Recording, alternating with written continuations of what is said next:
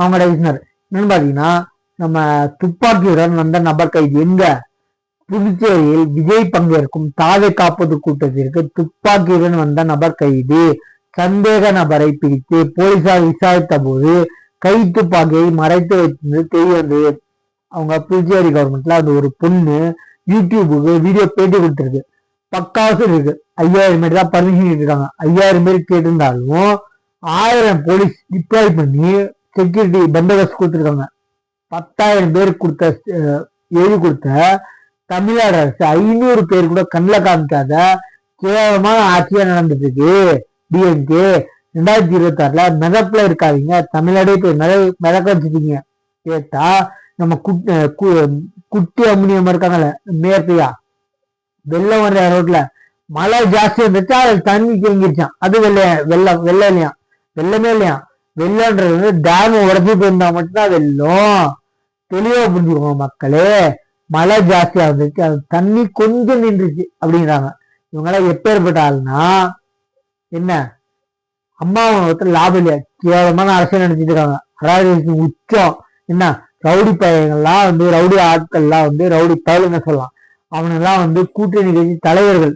ஏன் சொல்றேன்னா, நம்ம மெட்ராஸ் ஹைகோர்ட் வெளியே ஒரு வழக்கறிஞர் அடிச்சிருக்காங்க. அது வெளியே வெக்க தனமா இல்லைன்னு சொல்றான். பத்திரிகை நண்பர்கள்ட்ட 4 நிமிஷம் அடிச்சாங்க, 4 அடிச்சாங்க, அது ஒழுங்கா கூட அடிக்கிறதுன்னு சொல்றாங்கலாம் அவங்க கூட்டணி கட்சி தலைவர்கள். அதே கூட்டணி கட்சி தலைவர்கள் வெளிப்படையா சொல்றாங்க, நீங்க ஒண்ணு புடுங்கல, என்ன பிடிக்கிட்டே ஓட்டு கேட்பீங்க, மிதப்புல இருக்காதீங்க, தமிழ்நாட மிதக்க வச்சுங்க, வெள்ளத்துல போதும் கிளம்புங்க அப்படின்னு சொல்லாம சொல்றாங்க. பொதுமக்கள் வெளிப்படையா சொல்றாங்க, நீங்க புடுங்கினதெல்லாம் போதும், ஒண்ணு புடுங்க, இனிமேல புடுங்க மாட்டீங்க, நீங்க கிளம்புங்க, நீங்க மிதப்புல மட்டும் இருக்காதீங்க. 2024 எலெக்ஷன்ல காசை விட்டு ஜெயிக்கலான்னு ஒரு தொகுதியை கூட நினைக்காதீங்க.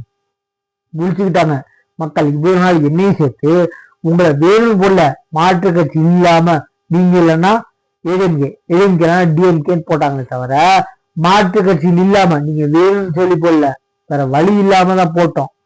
வேற வழி இல்லாம ஒரே ஒருத்தர் வந்தாரு, விஜயகாந்தன். நான் போட்டேன் சரிங்களா, நிறைய பேர் போட்டாங்க, உட்கார வச்சாங்க. அவரையும் பொய் வதந்திகளை பரப்பி குடிக்காரன்னு சொல்லி அவரை சாவடிச்சிங்க.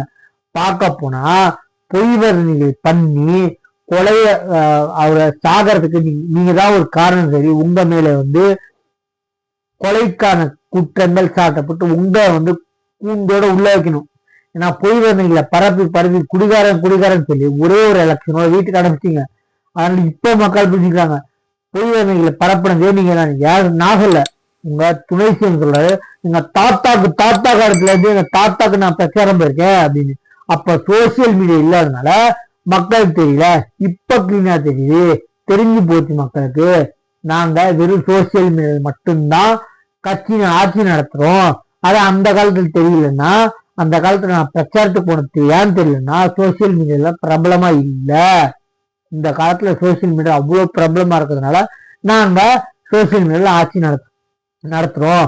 பொய்யின் பேர் வழி, ஆயிரத்தின் உச்சம், 2026 எலெக்ஷனோட போறோம், கிளம்பிக்கிறோம் அப்படின்னு சொல்றாங்க. இன்னொன்னு சொல்றேன், எழுதி வச்சுக்கோங்க. கேப்பாக்கம் தொகுதி, கோயம்புத்தூர் தொகுதி, இப்ப இருக்க எம்எல்ஏ யாரும் தெரியல. இப்ப இருக்க எம்எல்ஏ எந்த தொகுதினாலும் டெபாசிட் கூட வாங்க மாட்டாங்க, எழுதி வச்சுக்கோங்க. நான் உங்க துணை சிஎம் சொல்ல. இப்ப இருக்க சேப்பாக்கம் தொகுதி எம்எல்ஏவும் கோயம்புத்தூர் தொகுதி எம்எல்ஏ மட்டும்தான் பேசுறேன் சரிங்களா. நம்ம சேனல் சப்ஸ்கிரைப் பண்ணிப்பாங்க. தேங்க்யூ.